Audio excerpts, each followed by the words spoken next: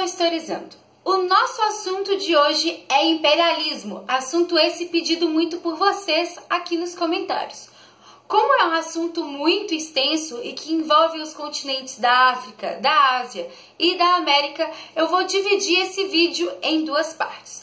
Nós vamos começar falando do imperialismo de uma forma geral, que surge no século XIX e que vai ter, então, características similares ao que a gente chama de colonialismo do século XVI. Porém, é importante saber as suas diferenças.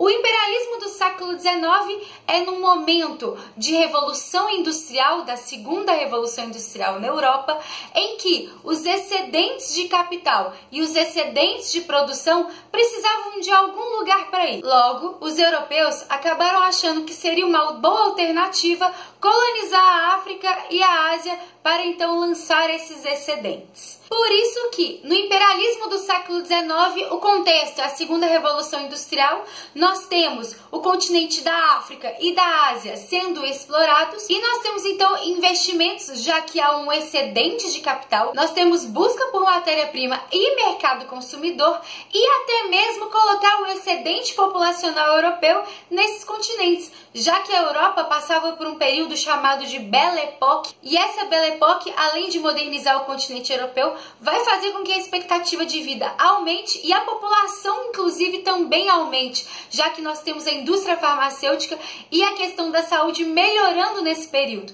E esse excedente populacional também vai acabar indo tanto para a África quanto para a Ásia. Com relação ao colonialismo, a gente pode perceber diversas diferenças. Primeiramente, o contexto, o período. O período do colonialismo é o de expansão marítima, que inclusive tem vídeo aqui no canal.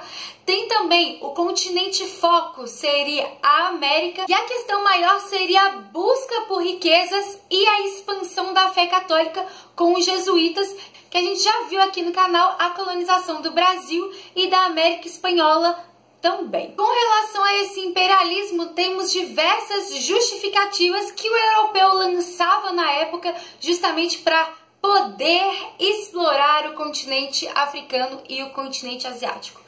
A mais conhecida é com relação a uma missão civilizadora que o europeu tinha, já que nessa época dizia-se que o homem branco europeu era superior às outras raças e por isso mesmo tinha que levar a civilização e o desenvolvimento para todo o resto do mundo.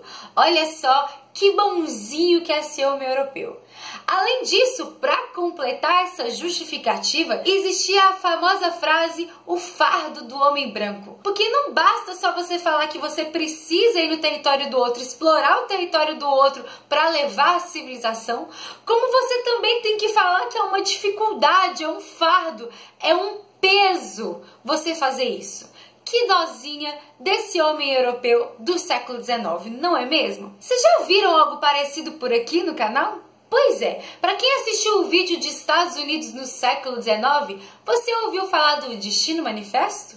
Não é à toa que é parecido, as justificativas são muito similares. Para vocês terem uma ideia, nesse período, até mesmo teorias pseudocientíficas foram criadas para justificar tudo isso, como por exemplo o darwinismo social. Pois é, pegaram o tadinho do Darwin, que estava lá fazendo um trabalho muito importante para a biologia, para a ciência de hoje, pegaram essa ideia dele e colocaram nessas justificativas. Só que é claro, com outro nome, o darwinismo social, que então afirmava que a raça branca era melhor, inclusive biologicamente falando, do que a negra ou do que o índio, enfim, do que outras, fazendo com que essas justificativas até mesmo passassem para o campo da ciência no sentido da escrita, da academia. Naquela época existiam vários artigos tentando comprovar essas teorias. E aí, sabe quem vai usar isso? Já ouviram falar num cara chamado Hitler? Pois é graças a essas teorias que o Hitler, inclusive, vai utilizá-las, como por exemplo a eugenia, para justificar todo o antissemitismo e toda a perseguição aos judeus que acontece no período da Segunda Guerra Mundial. Nesse momento do século XIX existiu também a corrida imperialista, já que nenhum país europeu queria ficar de fora dessa mamata. Todo mundo queria um pedacinho da África ou um pedacinho da Ásia para explorar.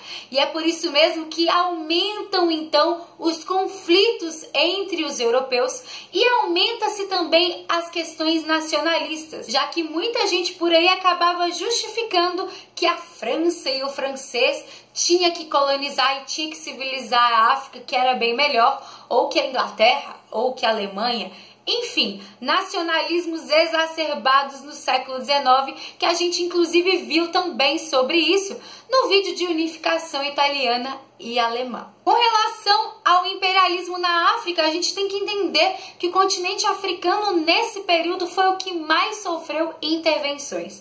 Para vocês terem uma ideia, apenas 2 territórios é que não sofreram intervenção direta dos europeus, que seria a Etiópia e a Libéria. A Libéria porque tinha sido comprada pelos Estados Unidos. Já a Etiópia tinha uma resistência muito forte e ainda dificuldades geográficas, fazendo com que os europeus não conseguissem alcançar e conquistar essa região. Falando em resistência, por favor, não ache que não houve resistência nesse período imperialista. O que mais aconteceu foram resistências, então, dos povos africanos.